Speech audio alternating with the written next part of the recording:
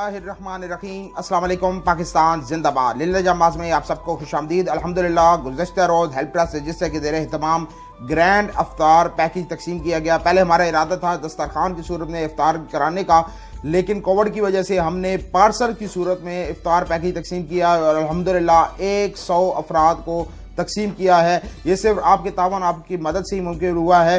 आपको बताते चलें कि रमज़ान मुबारक के आगाज़ में हमने 3 प्रोजेक्ट्स के बारे में वादा किया था। पहले नंबर पर रमज़ान पैकेज की तकसीम का, वो अल्हम्दुलिल्लाह कर चुके हैं। 200 से ज़ायद अफराद को रमज़ान पैकेज तकसीम किया है। उसके बाद अफ्तार पैकेज का वादा किया था कि ये प्रोजेक्ट करेंगे और अल्हम्दुलिल्लाह ये भी कामयाबी से पूरा कर लिया है। अब तीसरा वादा इंशाल्लाह अनकरीब मुकम्मल करने जा रहे हैं। सिलाई मशीनें तकसीम करने का 20 सिलाई मशीनें हमने तकसीम करनी है वज़ीर कुरानदाजी तहसील बर की बेवा, यतीम, तलाक याफ्ता और माजूर ख़वातीन को। इसके लिए आपके तावन की दरकार है। ज़रूर इस कार खैर में हिस्सा लीजिए और अभी आपको गुज़श्ता रोज़ की एक्टिविटीज़ दिखाते हैं।